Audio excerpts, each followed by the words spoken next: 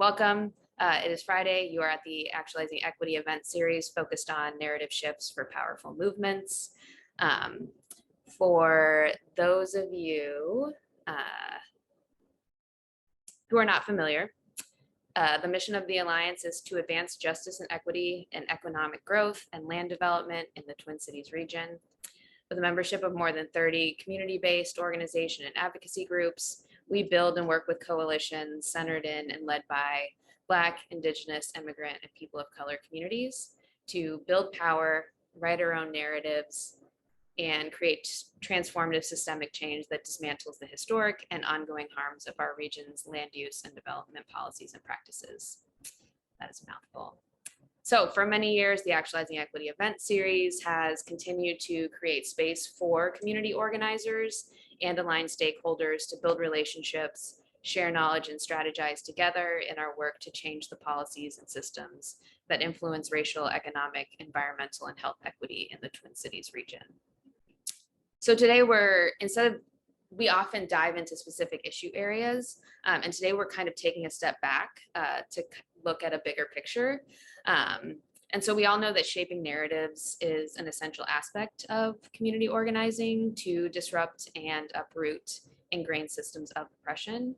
By framing and communicating about our campaigns in strategic and intentional ways, we can more effectively mobilize our communities and engage policymakers to co-create the vision and advance the components of a fundamentally more just world. So today we're talking about how are organizers across the Twin Cities integrating powerful messaging and communications in their work. And I told the panelists this before we started, as someone who does communications in my job, I'm legitimately very excited to hear from all of our panelists, and they will introduce themselves as they're answering the first question. A little bit of a roadmap for the day. Very much welcome folks to chime in the chat during the conversation. Actually encourage that. It's a great way to kind of have a little more interaction.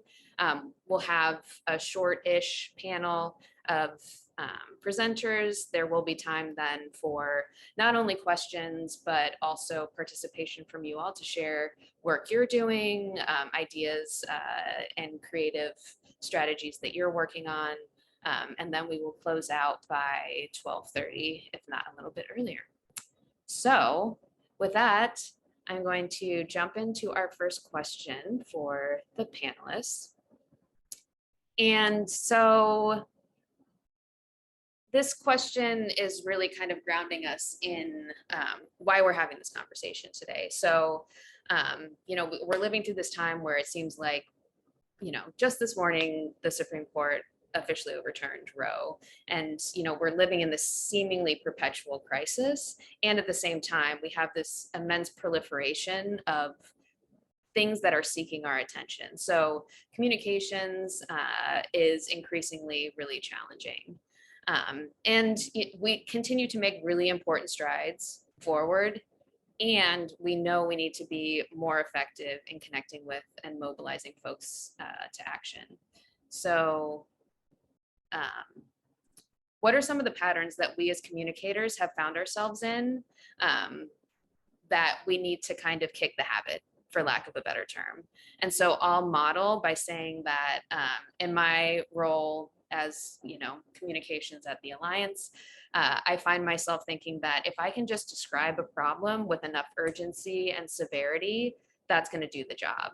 And I've really been learning over the past few years that that's really not the most effective strategy, whether that's through race class narrative, whether that's through many other campaigns that I've seen or messaging trainings that I've been. It's really started to reframe my thinking around how incredibly important it is to lead with values and solutions to mobilize folks, as opposed to just describing a problem. So I wanted to open it up to our lovely panelists, and remember to introduce yourself as you begin to answer that question. So what are some of the habits that you've been noticing that you need to kick, even if they're pretty difficult, just to give us a little bit of a baseline? And I don't know, Eleanor, if you'd be willing to go first, just because I did name race class narrative as something that has kind of rocked my world. Sure, I'm happy to start. So, my name is Eleanor Wesserle. I use she, her pronouns. I'm based out of Minneapolis, Minnesota, and have been working in narrative messaging stuff here for a long time. In September 2021, I joined the national organization We Make the Future, working on implementing race class narrative and other kinds of race forward narrative practices into our political communication. And I have been um,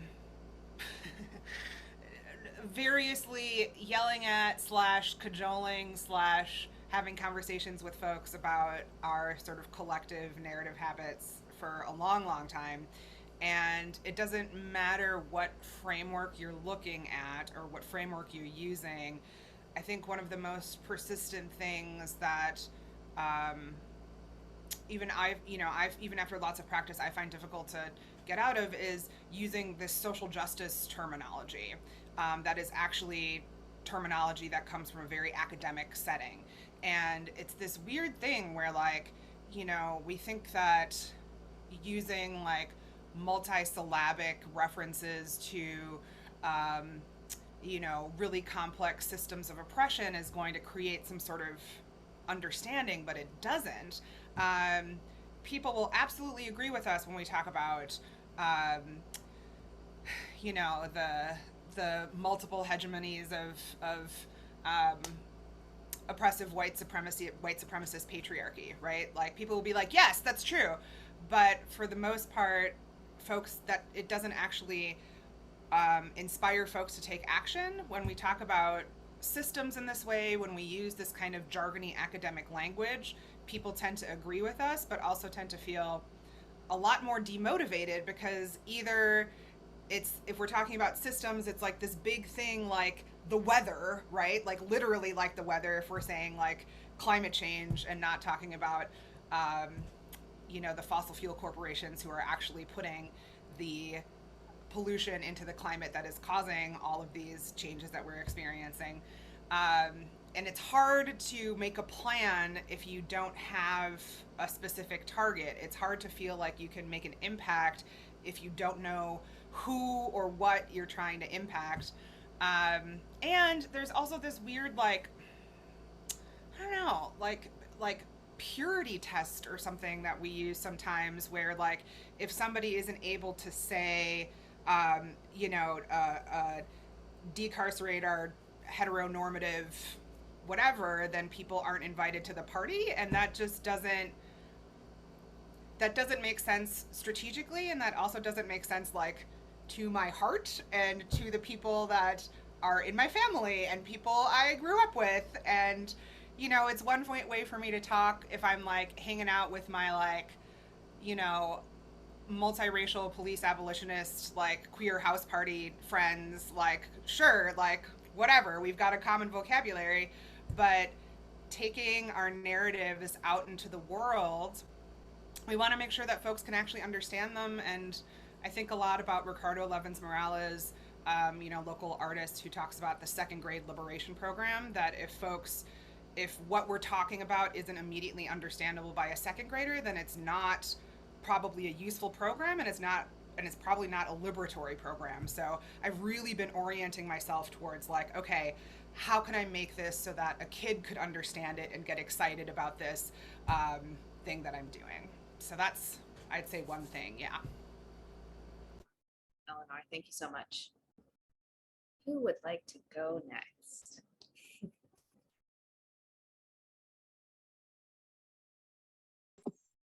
Again, that's fine. Is that good? Bonjour, Asanoiko Indigenous Cause, Ajijak and Dudem, Gawa Babikani Gang and Dujaba. My name is Ashley Fairbanks. My name in Ojibwe is Asanoikwe. It means she's made of stone. Just want to take a second just to acknowledge that this is really hard to be here right now. And I'm sure it's hard for a lot of y'all. So I live in Texas, so there's an added layer of terrifyingness. I'm from Minneapolis, but and I work for an organization in Minnesota called the 100% Campaign. And I don't know. I think the main thing that I've been trying to avoid is urgency when there doesn't need to be. Um, I've spent the last 6 years pretty deeply invested in somatic experiencing and somatic work with myself, like for myself, and it's really impacted the way that I do comms work. Because I realize so much about how our language can impact people's bodies. Um, and so just thinking about, I've worked in electoral spaces for almost like 17 years. And so often we're just in this place of urgency, and pushing other people to join us in that place of anxiety and urgency. And it's not good. It's not good for our bodies. It's not good for our long term health. And it's not good at actually getting people to act. Fear is a terrible motivator. And if you learn about like the somatics of like fight, flight, or freeze, or fawn, like these are real things that happen when we trigger people with language that's trying to force them to receive. I think it's a way that a lot of organizers project our own insecurities, right? We came to this work because we were so concerned or anxious about certain things, about climate, about healthcare, about police violence, that we want everyone to be in it with us in that way. And I'm just trying to channel all the things I used to talk about in this like panicked way, into ways that are more hopeful, that give people more outlets for action that's meaningful, and less like, if you don't do this thing by midnight tonight, we're all gonna die. Because we're not. We're gonna keep living. So saving the urgency for moments where it's actually needed. Thank you so much. I so resonate with that. Who would like to go next? I can go next.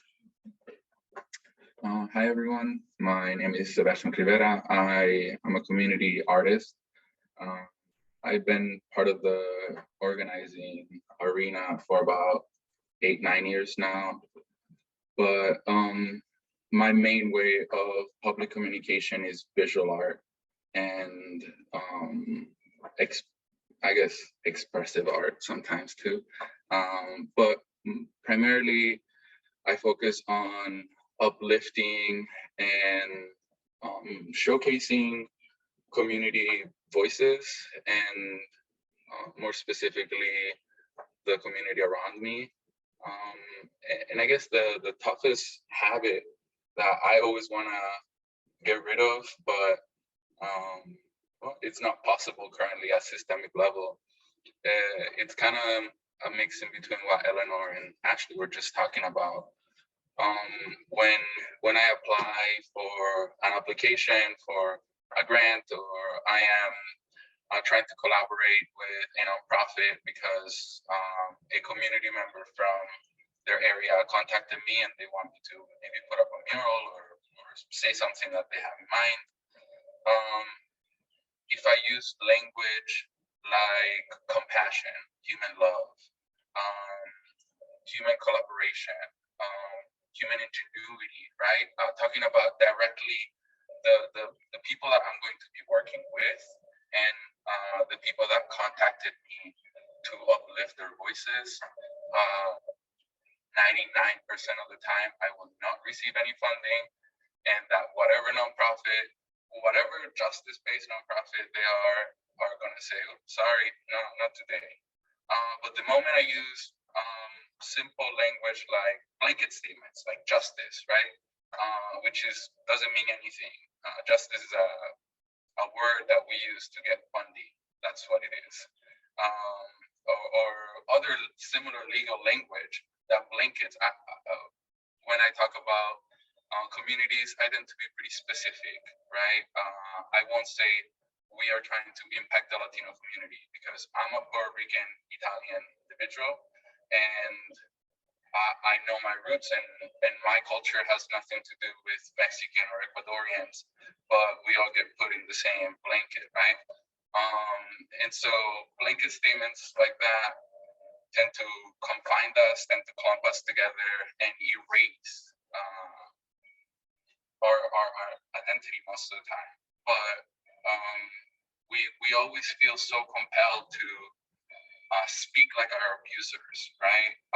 Our government, our corporate entities constantly talk like this to one another. There is a language barrier that is purposely created there so that most Americans don't understand what's going on.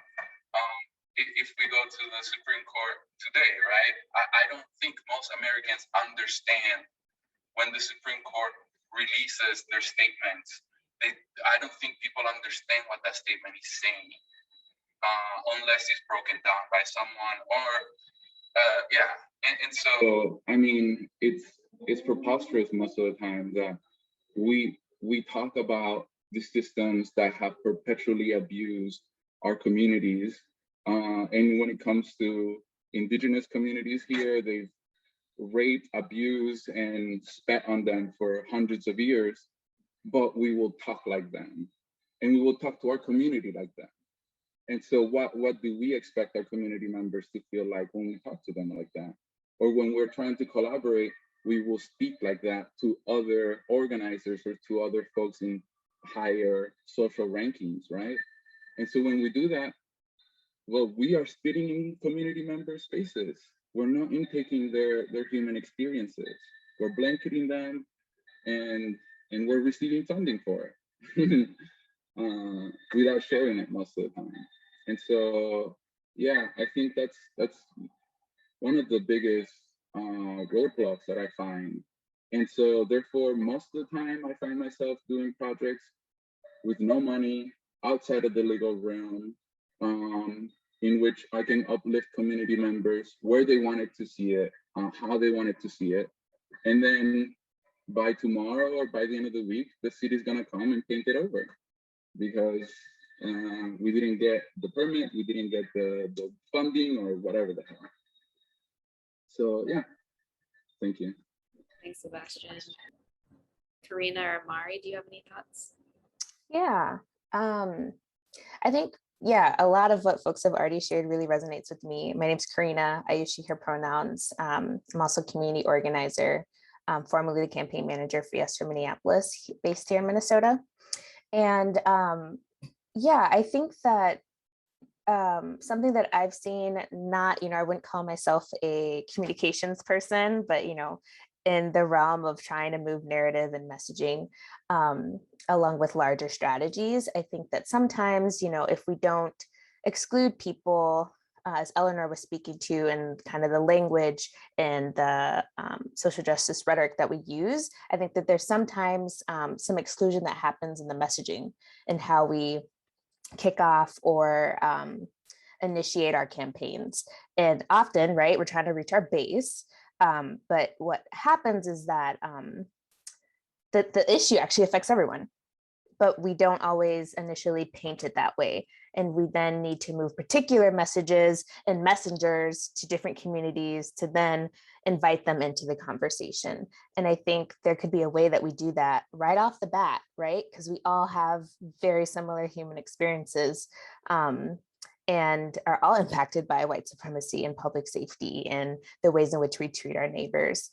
And I think that that's really ineffective to, try to invite people in when there's all these reasons why they think, oh, that's not me, that's not my life, that doesn't impact me, that issue doesn't affect me, when in actuality, it really does and has the whole time. And I think that, for other reasons, I see that it's hard to kick that habit, right? Because you have a finite amount of time as you're moving campaigns, finite amount of resources, and you're trying to really target people in a way that is often transactional and often, does or doesn't land. But I think that's one that comes to mind right now. I'll pass it to you, Mari. Yeah, thank you. Mari Ojeda, she, her pronouns, Senior Policy Associate on the Energy Access and Equity team at Fresh Energy, based in St. Paul, Minnesota. We work on clean energy policies.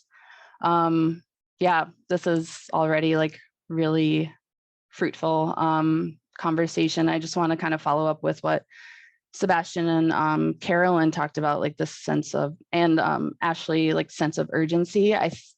immediately started thinking to like the characteristics of white supremacy and all those various ways we catch ourselves like talking like our oppressors, like Sebastian says, and sense of urgency is one, and perfectionism is another one that I think about within my work, particularly the urgency, where we work on a lot of like comments for administrative and regulatory spaces, and there's a deadline for those comments, and to be able to translate what the proposal saying to our partners is like a whole, takes time, and it takes relationships and those external deadlines that are like pushing us forward and saying like, oh, we need to be perfect in our comments to communicate what we want accurately in their language from our, translating. So we're doing this like translation back and forth between partners and decision makers.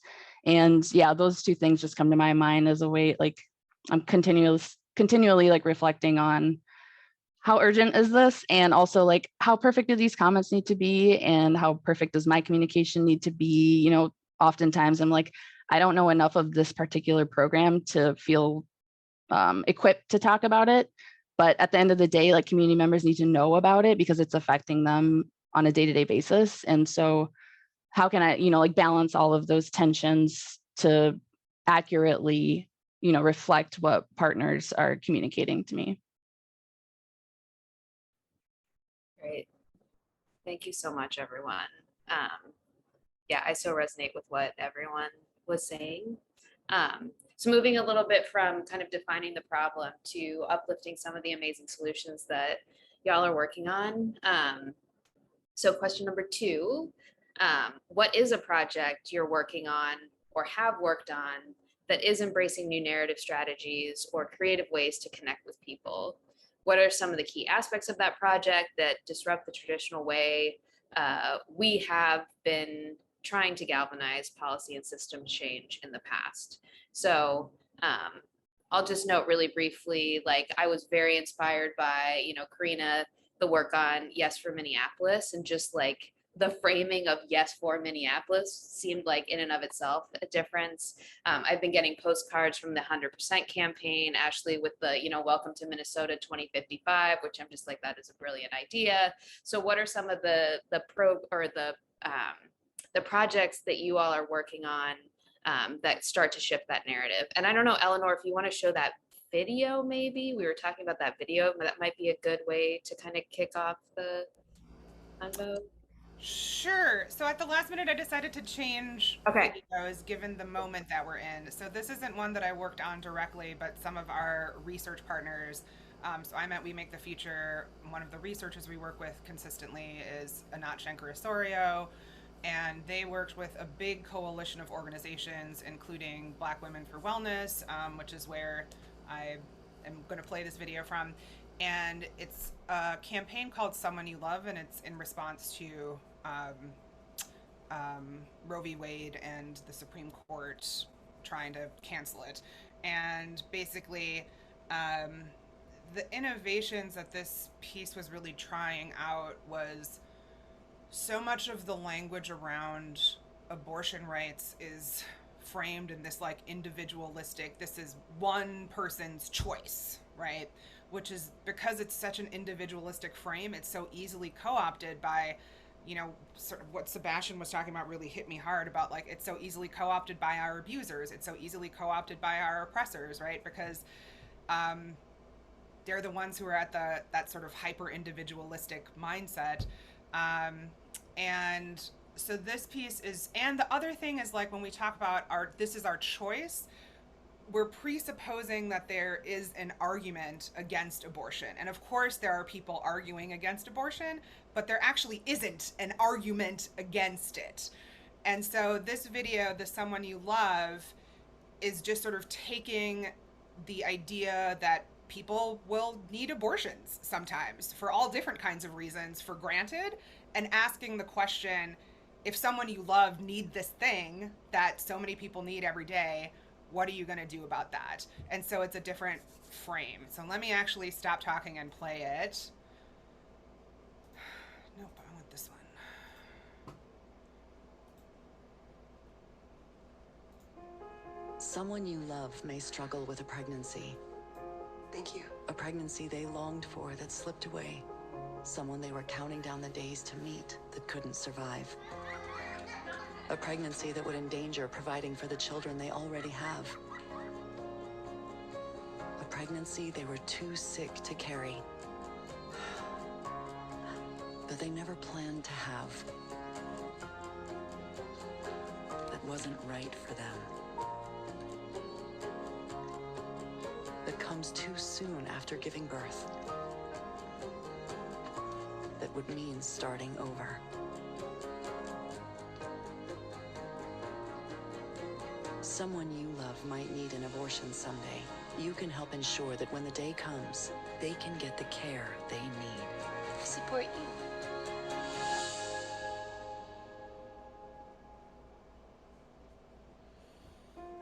Someone you love may... Yeah. I hope that came through okay. But yeah, that was basically it. That was all the framing that I already gave it. I feel like it sort of speaks for itself.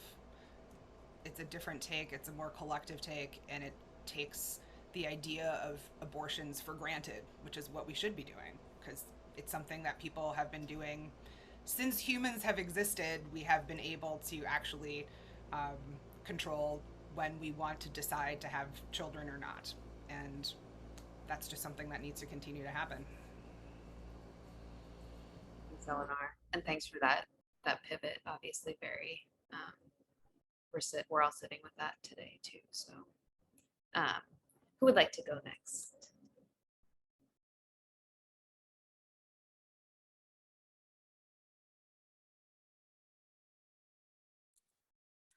I'll just talk briefly about Minnesota 2055, which you mentioned. Yeah, so last year when I was like in a pretty deep, dark place after going to the UN Conference of the Parties in Scotland, I discovered this thing called solar punk. And I don't know if any of you all have heard of it, but it's basically like it started out as like an aesthetic kind of idea about what a future that was sustainable could actually look like, and kind of a roadmap on how to get there. And it was basically like, oh, if we could actually harness technology in an anti-capitalist way to create cities that work for people, that are, running off of clean energy, etc. So when Northern Spark came up this year, we decided to do kind of like an immersive experience of what it would be like to live in that future where we were winning. Because a major problem that I see with folks on the left in general is that like we don't really have a clear idea of what winning is. And so getting people to like step into that spot, and then we asked them to write a postcard back to themselves in 2022 about why it was worth fighting for this future. And then all of this work was anchored by a video that we made. I can link to it. It's like about 5 minutes long, so I won't show it now. But it's with Ricardo Levins Morales talking about like basically how we are needed as future ancestors. And that like we have to be able to dream this alternate future into existence. And so, yeah, I feel like doing hope work is like the key thing I'm trying to lean into right now, especially after I just was a part of this thing with Anat, who developed RCN, called the Global Messaging Program. And it was folks from all over the world just trying to figure out, there was like, I think, 16 of us from all over the world, and doing deep research about how we create new narratives that are persuasive in whatever areas we work on. And so I did my research on the climate movement and found out that like people in the climate movement are almost never talking about solutions. And so I analyzed like the social media of like the largest green organizations over the past 2 years, and literally found like single digits amounts of posts about solutions. So that is the niche I'm trying to fill, and through my work with 100% and with other stuff. Thanks so much.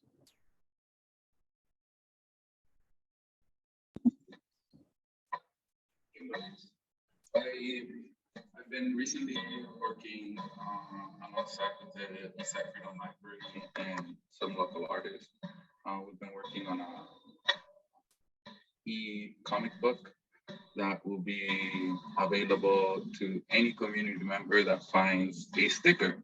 So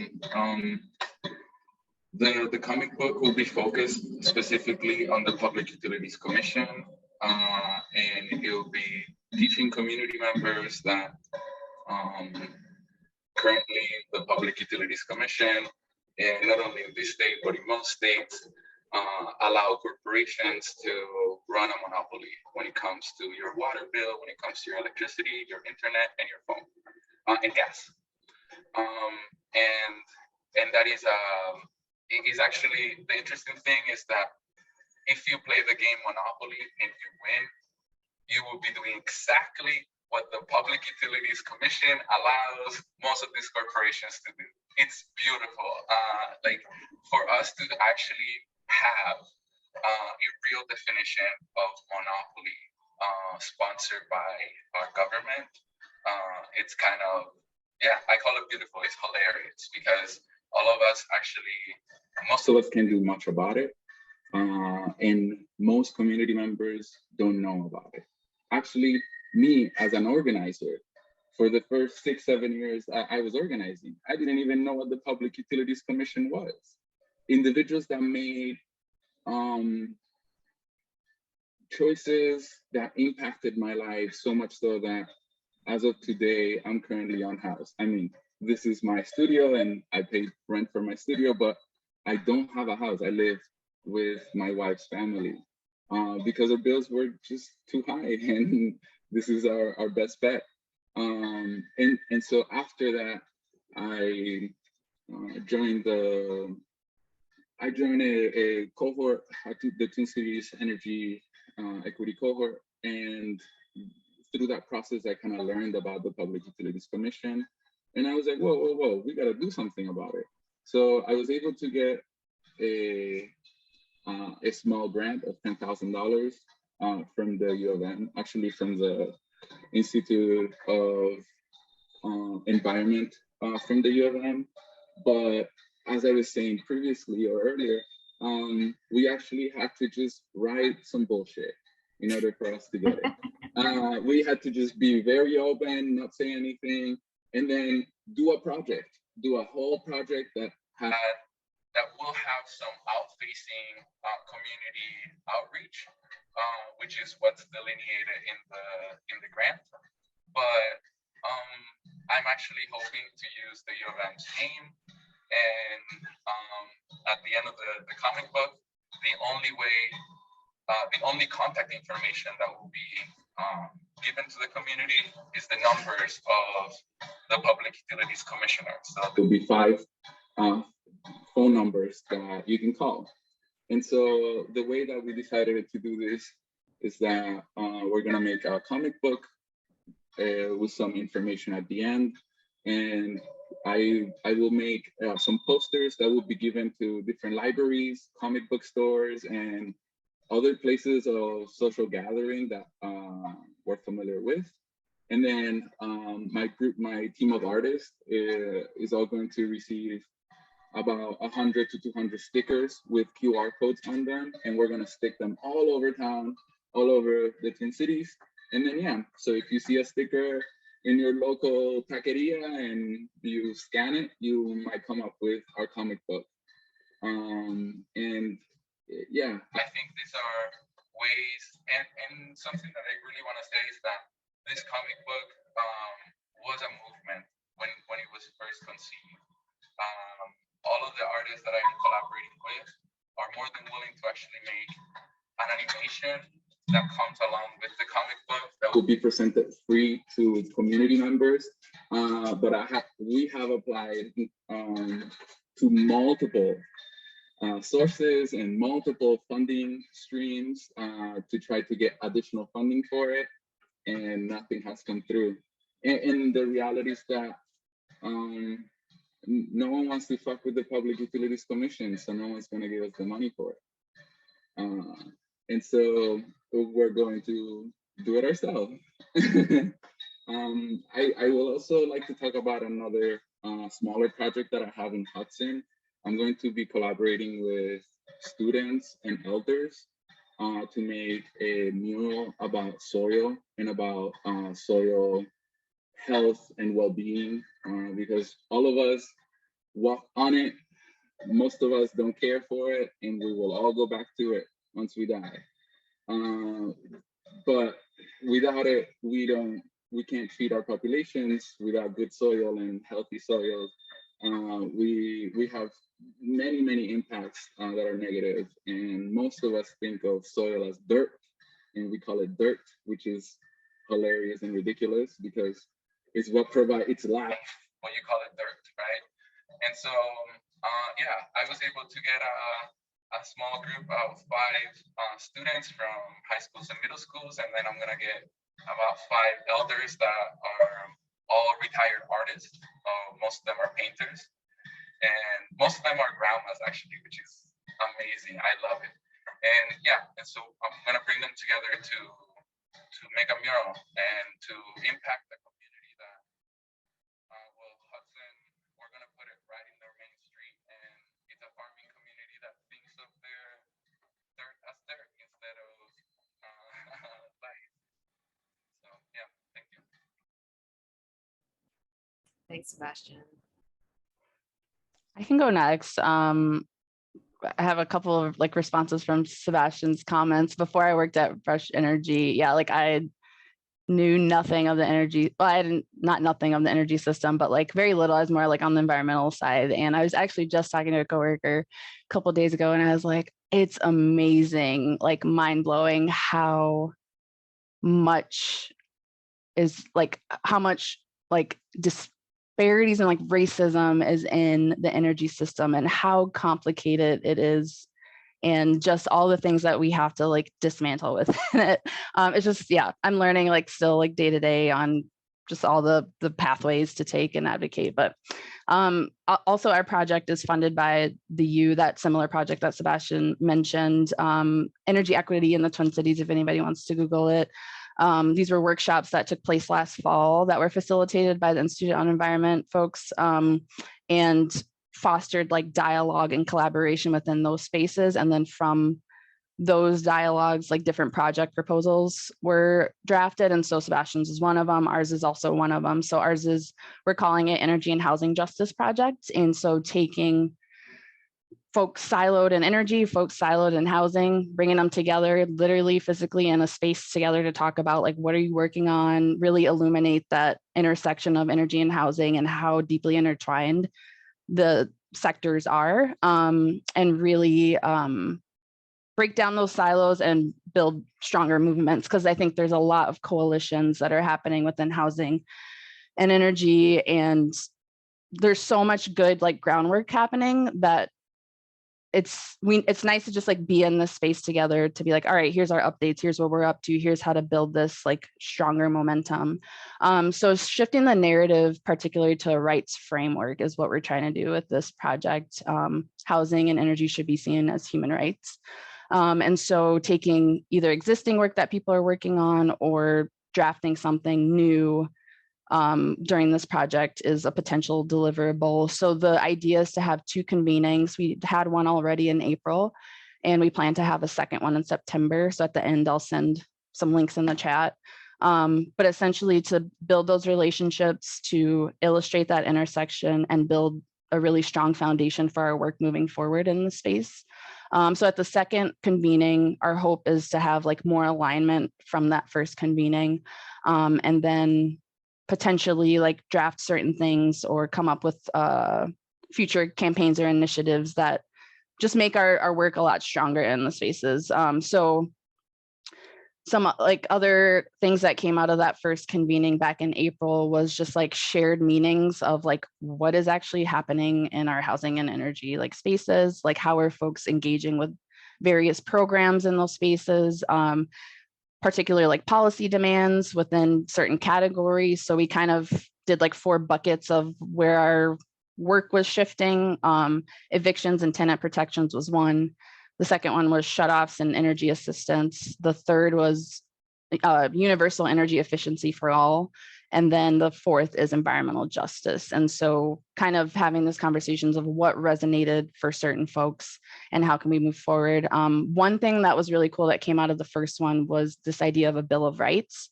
And so it would be like an energy and housing Bill of Rights document. So there were a couple of folks that were really excited to like draft this document. And one of the questions, okay, we drafted, but what do we actually do with this document? And so the idea is for the second convening, part of the second convening's agenda will be to work on this document for folks that are interested and essentially like distribute it to everybody at the convening and say like, hey, we don't want to make a new coalition, but we understand that like you are doing the work and here's like a tool to help you continue this work and really demand change in your respective cohorts and spaces. And then another really cool organic thing that came out of the first one is community connectors. So we've got about 4 people doing outreach and engagement in various neighborhoods, filling out surveys for folks and engaging in conversations with folks on, again, like what is your experience with energy and housing? Have you applied for the energy assistance program? Have you applied for housing assistance funds and things like that? And what was that like? Like, how can we, are those programs even working? Like, you know, what was your experience there? So really getting that direct experience and like having those one-on-one conversations with people. And again, back to the relationship building piece, you know, a lot of us in this work on a day-to-day basis are so saturated with so much information and reports and that we're not taking the time to like actually just be like, all right, we advocated for this policy. Is it working? So we're doing that kind of like back end inventory of what do we need to change in our advocacy work here? So that's kind of another thing is the community connectors will be presenting at the second convening in September and share their themes and patterns of conversations that they've had and also potential solutions that they've heard from those conversations or maybe that they themselves came up with that could be creative, you know, stuff that we've never really thought of in our day-to-day work. So yeah, those are kind of like the main things of the second convening. And then leading up to that convening, Eastside Freedom Library, shout out to Sid, I think is in the crowd here, is going to host some film screenings. So like documentaries on housing and energy and really start to foster that ongoing conversation on how we can do better and be better in these spaces. So very exciting. And yeah, I'll put the links in the chat at the end. Thanks, Mari. I'll just touch on a little bit. Mari really brought it home around relationships, but I feel like a shift that has been happening and is kind of disruptive to some of the traditional way campaigns or nonprofits go about galvanizing policy or changes is like, you know, it's really transactional, it's a cyclical thing, and relational organizing has been around for forever. And I think that there's like, you know, different ways in which people utilize it. But I, you know, have recently felt like it's been coming back as a really good tool and way for people to connect. And I think that it's highly effective. And I think that, you know, even when I think about the ways in which I first got politicized, you know, it was through a friend who was involved in politics. And I've even heard some of us on this panel say like, I didn't know anything about what I came into organizing about, right? And then we learned about it. And I think that there's something so unique about coming into something that you didn't know anything about, but you are so passionate and care about that when you explain it to other people, it's so different than someone who's like, I'm an expert on this issue and let me tell you and try to, you know, activate you to also care. And it's the relational aspect, right? Of like, oof, I had this personal experience and, you know, this is how I'm going to share this story or how I'm going to relate it to you. I think that that's something that feels like a really big piece in narrative strategy too, and about the way that we connect with people, but also like move people to be involved.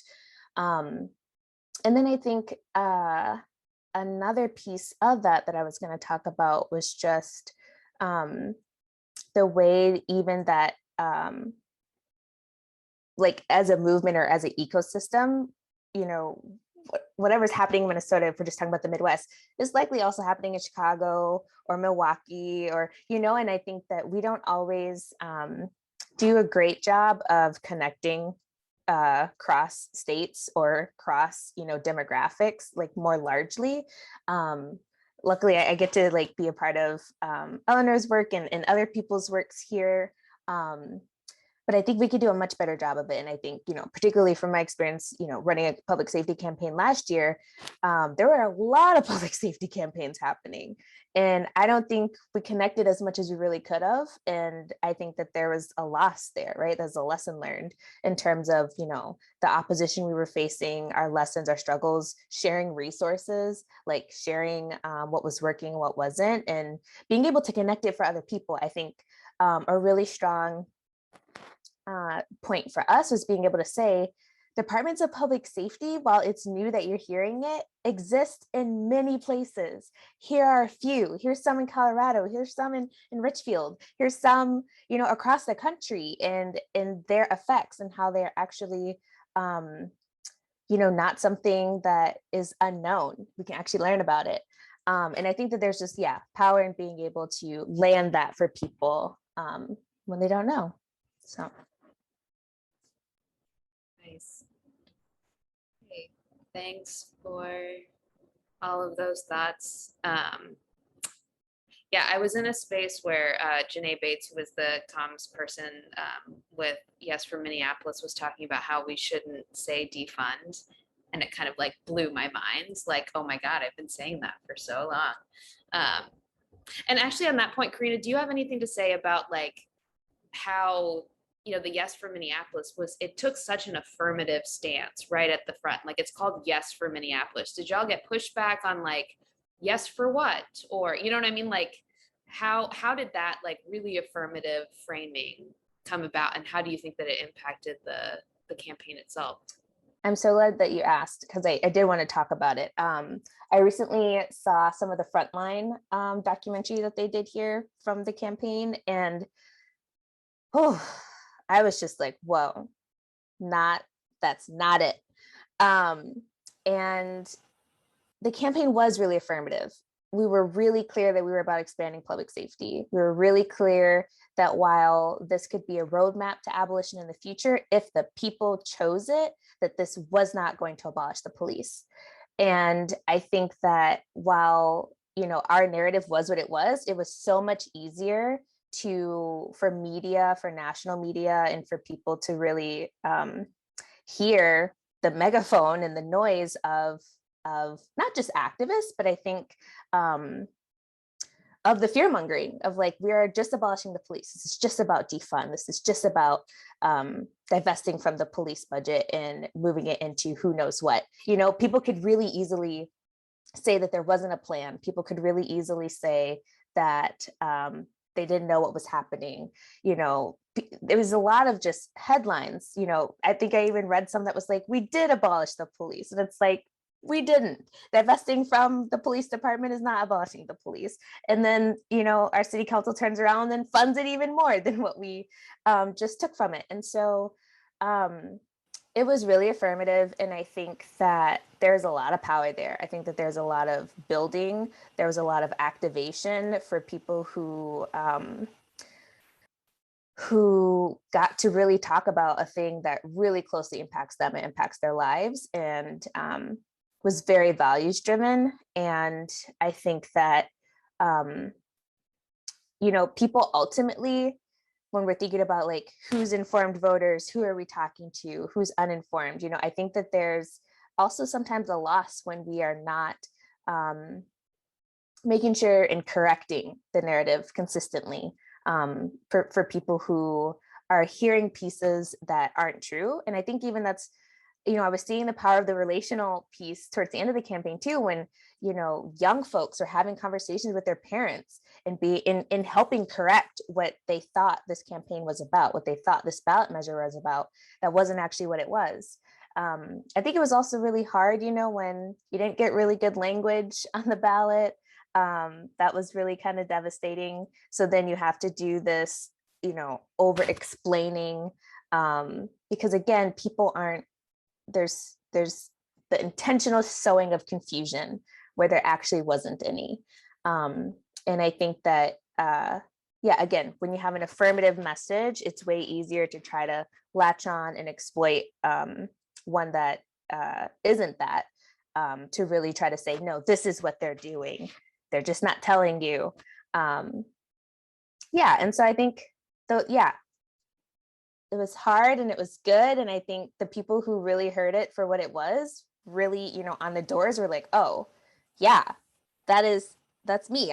I care about that. I agree, you know? And so, you know, yeah, just being able to have those conversations on the doors, being able to talk to people being able to talk to their friends and people that they trust, to say, oh, I thought it was something else. And then have the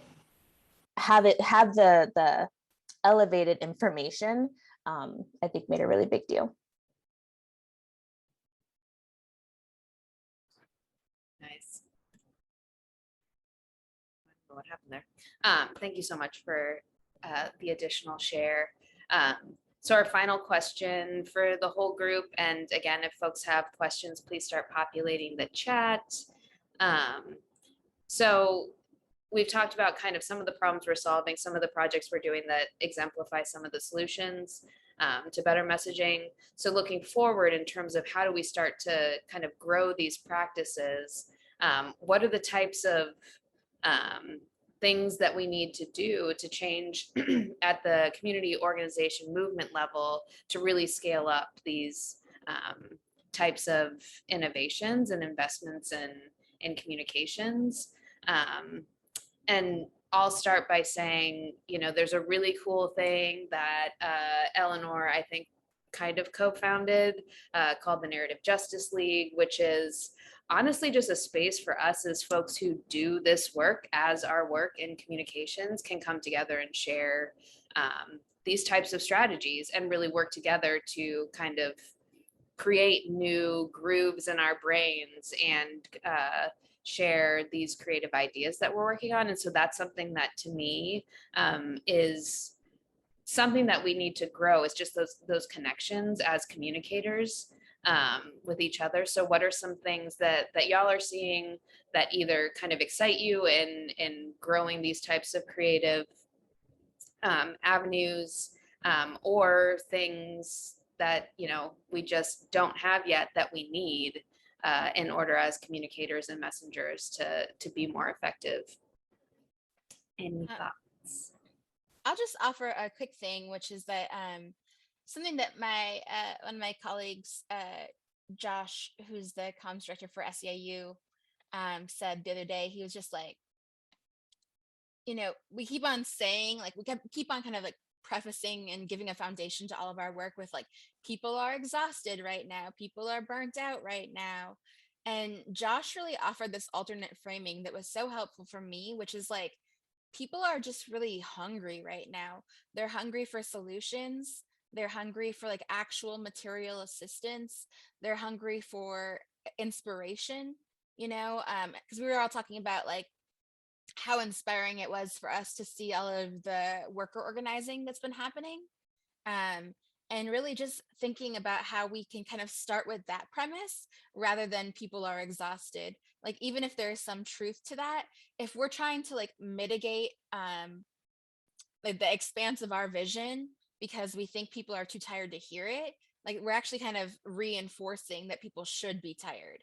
So giving them places to like lean into and be energized by, bringing as much joy into the work as possible, I think is a good perspective to have. Thanks, Ashley. I'd like to bring up something that I've experienced in the past 2 years. In the past 2 years, I've owned my own business, and I pretty much run my art business, and I'm not affiliated to any 501c3. And in the past 2 years, I've built more community relationships, and I've had more conversations with individuals than when I worked for nonprofits, and then when I was actually a grassroots organizer. And during campaign seasons, but I probably touched 10,000 doors every campaign season I did. And I did talk to individuals. But something that I've realized is, well, how many of you are organizers right now? And how many of you have a community member next to you right now? Right? If we're not doing this, if we're not bringing individuals that are actually impacted to simple kind of colloquial conversations like this, right? How do we expect to be the messengers to them when we're having esoteric conversations, which is anything in the legal system? I mean, just talking about their own rental agreements and things like that can be extremely esoteric. But if we start bringing these community members to all of these meetings all the time, and I mean, if you have a base, you have 30 people that are hungry, like Ashley's saying, that do feel the burden of the system, that can teach us how to impact a micro level, which then it will impact a macro level once we all do it, right? But to me, what I've learned is that we do say justice, we do say community, we do say all of these words to get funding, right? And for us to get paid, because this is our job. We gotta get paid, correct? But if we think of the heroes that build the foundation of organizing, none of them people got paid. Most of them got killed. That's the reality, the majority. Right now, most indigenous organizers in South America are getting killed because their land is being taken, because they're fighting for human rights, because they bring their community members with them at every single meeting that they go to.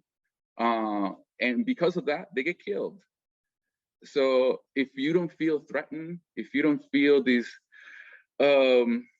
systemic like push that you feel like your life is actually in danger, but you do right whenever you're writing for funding, you do write justice whatever, or you do write community, or you do write impacted individuals, but none of them are next to you at any given moment, or most of the time. I mean, because sometimes, you know, if we have staff meetings, they don't need to be there, but at every other meeting, they should be there. Well, then we are the perpetrators. We are the gatekeepers. We are just getting funding because it's our job and that's what we gotta do, right? But for that, there's plenty of corporations, there's a whole system. We live in a capitalistic society. So there is a whole system made for you to make money. I just don't think this is the place. I think this is the place for, this is a vocation. This is like, we're teachers. A teacher will teach a first grader and a second grader, no matter how much they get paid. Most of the time, there are shootings happening constantly, and teachers still go to work and still teach, right? That's a vocation. That's what we should do. And when we do receive large amount of funding, why aren't we giving that funding to people? I mean, when we receive hundreds of thousands, if not millions of dollars every year, I bet we could put just small percentages of that into Powderhorn, and you'll see how those people are really hungry for change. And someone will stop using drugs, someone will stop abusing themselves the moment you actually give them a tiny little space for them to feel free, for them to feel safe, for them to feel loved, any of these things. Why aren't we working towards that? But we just say justice. We say housing justice, you know?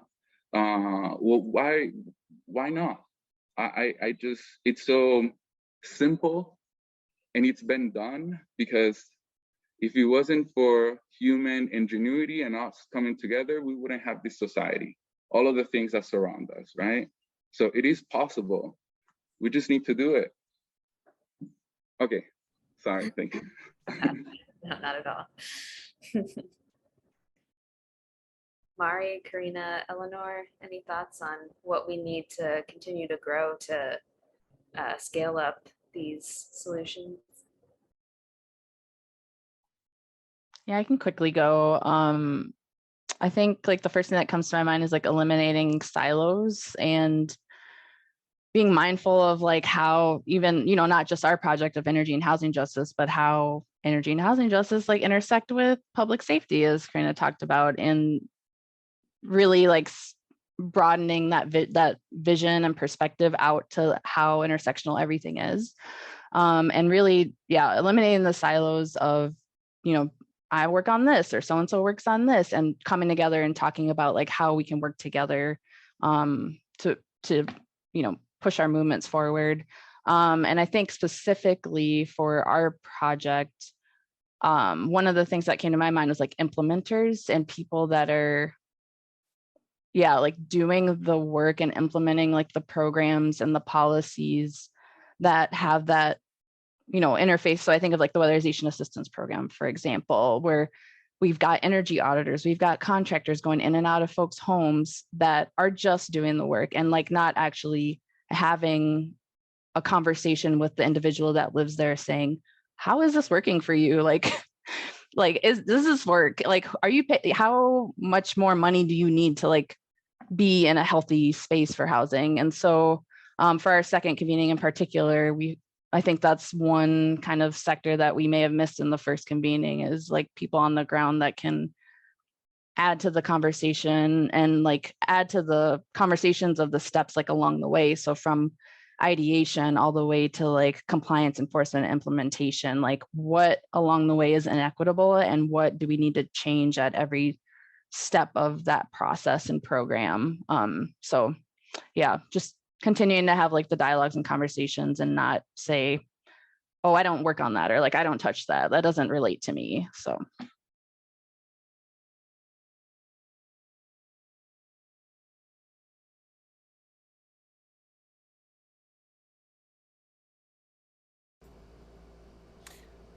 I think a lot of what you just had to say is the things that are sort of rolling around in my head too, and I think this is just sort of a restatement of what both you and Sebastian said. But for me, it's really important that at the same time that we break down silos, we also need to let people do what they're good at.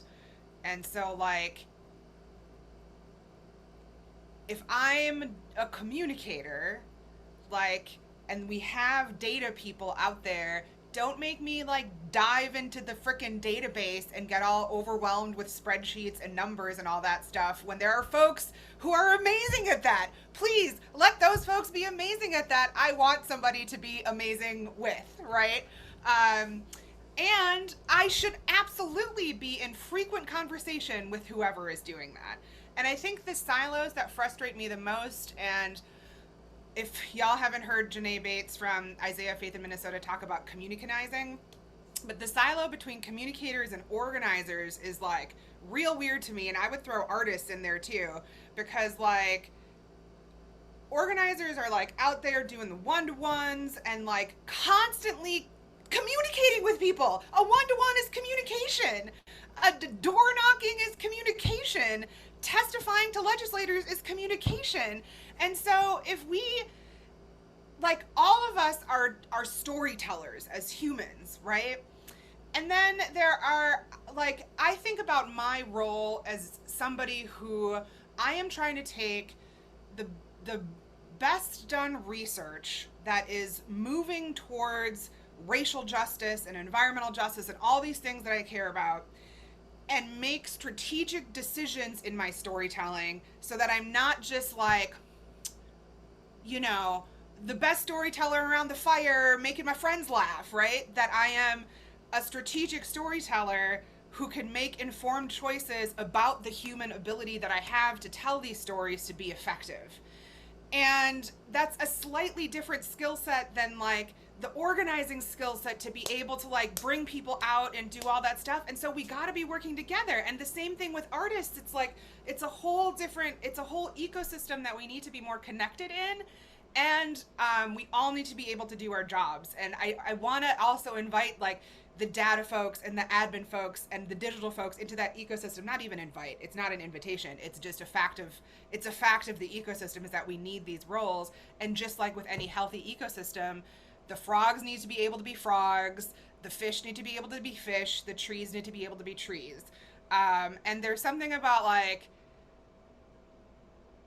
we're all sort of forced to do each other's jobs all the time when we shouldn't be. And at the same time, we're all sort of separated out into our own jobs when we shouldn't be. So can we like do a little bit more of the both and across? Make sure that there's communication and that we're able to do the things that we're actually good at within the structures that we're in.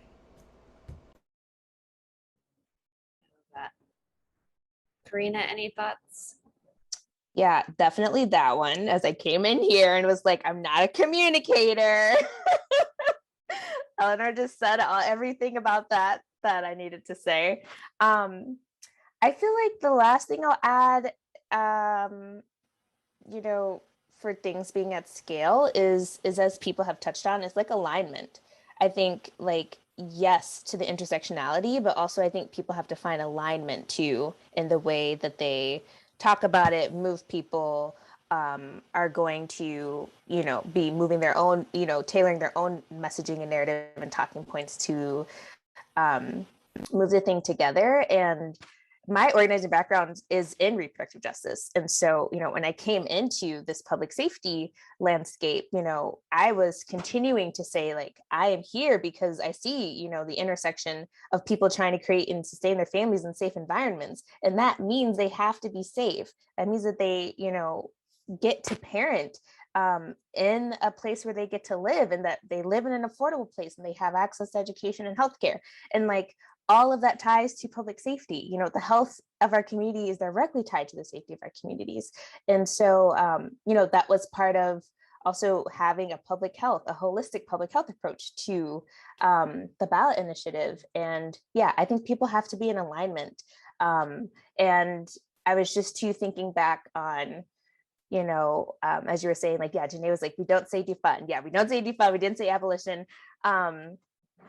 And was thinking about like the way that the campaign had really started off, and it being like, you know, abolishing the police is picking up as we filed our petition. And then you had a point where the mayor was saying, I support a Department of Public Safety. And just like seeing that shift, like there was true narrative shift and transformation around the conversation. And I think that a bigger piece to that was like, it was a hyper local issue, right? I don't think any of the national folks could really fully grasp what was happening here, the transformation, the conversations, the struggle that we were in. And I think that to be able to do that and sustain it in a way that's going to be productive in rigorous struggle, we have to have folks who are skilled up. As folks are saying, we have to have this cross skill building so that people can hold it, and that, you know, is able to build the right container for the many diverse mindsets and experiences that people are going to come into it with. And I think that that's often why things don't get to scale, is because we don't have the containers to hold that multitude of ideology. Even though, you know, we were such a broad coalition, we had folks who you would think wouldn't support our amendment, supporting our amendment. And part of that is like, yeah, you have to be able to build a coalition or a message or an engagement that really reaches all the people. And I think that that's part of what doesn't happen when we are moving with urgency, when we're moving through trying to just pass a policy or legislation, or, you know, we don't always activate the critical mass. And so I think that those are some of the reasons why we don't quite scale. And when we do, you know, it's really beautiful and powerful. So yeah.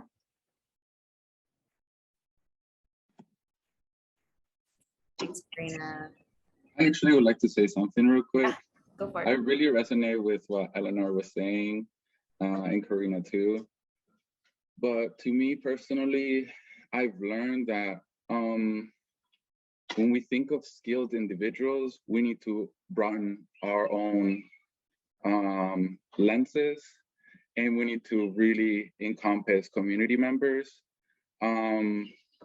If we're thinking of, for example, if we're thinking of making a business incubator or teaching community members how to become retail investors or retail speculators, which is just going into the stock market as a non-institutional body, right? In simpler terms. If we're trying to do that, why not go to dope dealers in the area and teach them how to do that?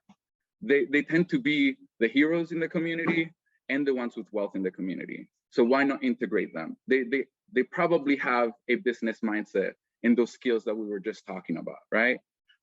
So when we have really small lenses, like the current lenses that we have, which is most organizers or most people that work in a nonprofit need to have at least a bachelor's degree, need to have some sorts of education behind it and blah, blah, blah. We don't take those people's interactions, experiences, and lived experiences seriously and in consideration. And whenever if you're an organizer and you sit somewhere that they pay you staff time, right?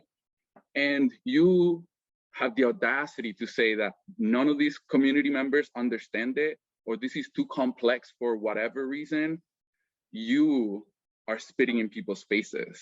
We are, most of the time, the only avenue those community members have to the governor, to a state-run entity, or to anyone that is being paid by the government. So who cares if they don't understand? If this is too complex, it was too complex for you at some point too. And therefore we gotta bring them because that is what corporate lawyers, that is what corporate landlords constantly use to keep us out of their conversations. This is too complex for them. Our organizers shouldn't be here. They don't know anything about investing. They don't have enough capital to understand me. And so when we do that, we're just taking our oppressors' language and just passing it down. So be conscious, be aware of what type of language you are passing down and what type of language you are carrying with you every day. Because that language and that mindset shouldn't be carried by us in any way, shape, or form. Thank you. Thanks, Sebastian. Wonderful. I'm just looking through for questions. There is a question here about how important is it to envision and produce content in other languages than English? How can we create multilingual movements? And I wonder if anyone has been working in their respective campaigns and how that's how you've been able to integrate language justice or multilingual communications. Anyone have any thoughts?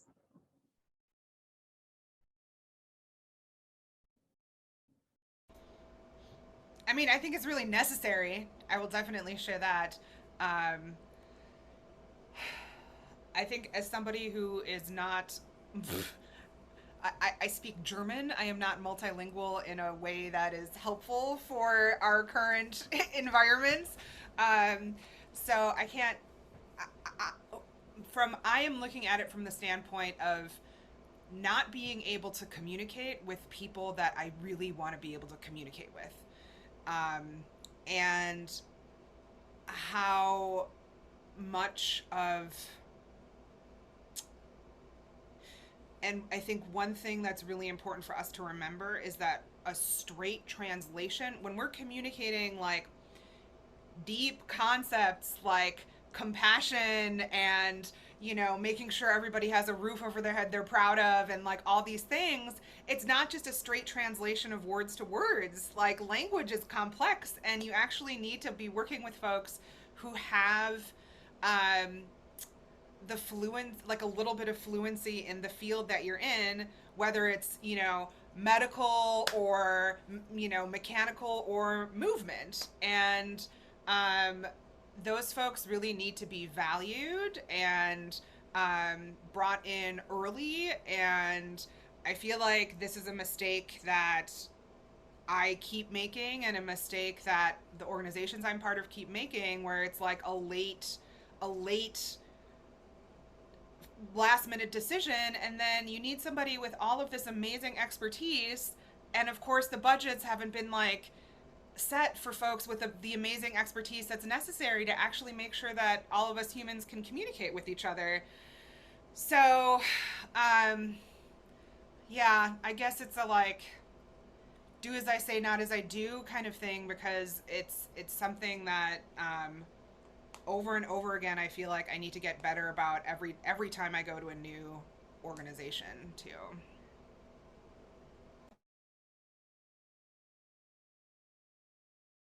Me personally, the current comic book that I'm writing for the Public Utilities Commission is going to be in Spanglish, because all of the or the majority, 90% of the artists that I'm working with are also Spanish speakers. And we realized that in our conversation, we're using Spanglish right now, or whenever we meet.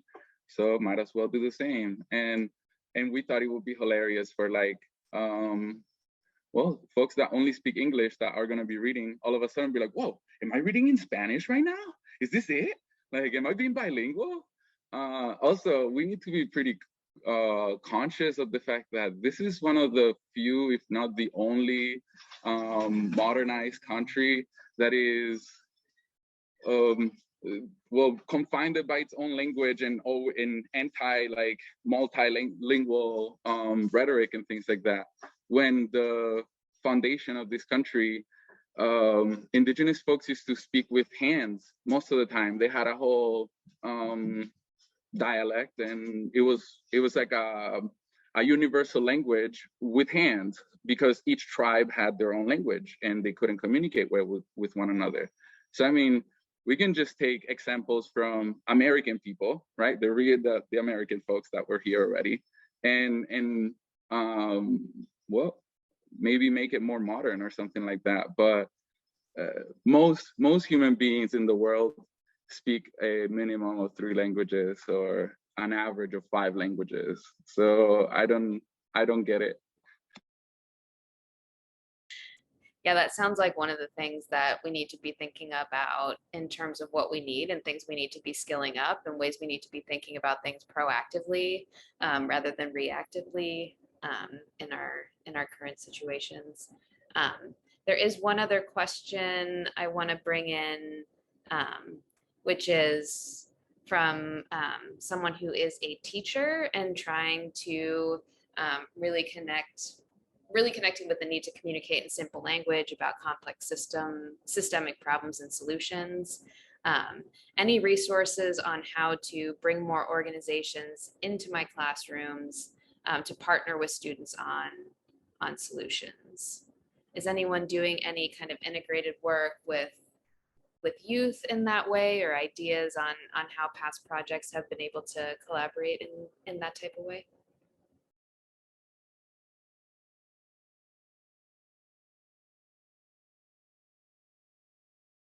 And I guess Sebastian shared that great example in Hudson, where you're working with some students on that front.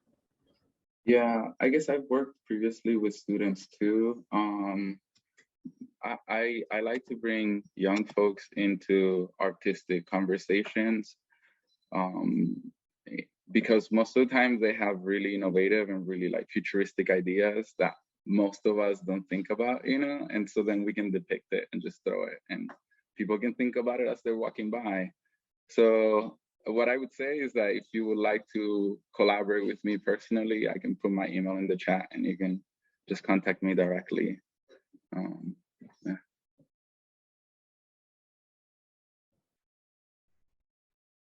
Any other thoughts from any of the other panels on that front? Yeah, I was gonna say, like in my work with Reclaim the Block, or you know, we often get invited to like do classroom stuff or talk to folks, or you know, teachers are talking about policing in their classroom, or public safety. And yeah, I think that part of it is just like, you're a person, we're a person, we could just make a connection. And all it is just an ask or a request, and it doesn't have to be much bigger than that. And often I think folks are super receptive, or I know myself to be really receptive to having conversations with young folks. And, you know, part of what was really exciting last year is like 51% of our electorate is young people. And so when we are talking about, expanding the lenses, and we're talking about who we're talking to and making it diverse in language, but also in age, when we're talking about getting people involved in our democracy and in the change making that we're trying to do, those are habits in themselves. Voting is a habit, early voting is a habit. And once you have it for life. And so I think that part of it is just, us doing the things that we're trying to do.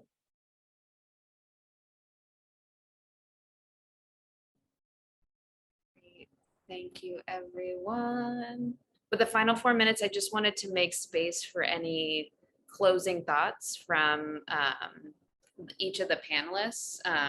That could be, things that really resonated with you here today, something you really want folks who are attending to take away, a project you're working on right now that you'd love to highlight to folks. So yeah, I will open it up for any final closing thoughts.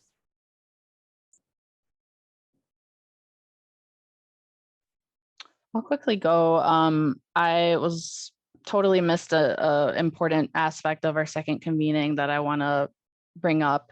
Another part of it is going to be this like community commenting aspect, where instead of continually being reactive to proposals by utilities and things like that, we are actually going to allow time for folks to share like their thoughts and feedback to how they engage with energy efficiency programs and housing programs, and compile that feedback into like, we don't know like the final deliverable of it, but essentially a document to be more proactive as opposed to reactive to some of this stuff. And shout out to Metric Giles from CSP for coming up with that. So that's another part of the event. And then I'll just put the RSVP for that event and my email in the chat so that folks that have questions about it can reach out. Thanks, Mari.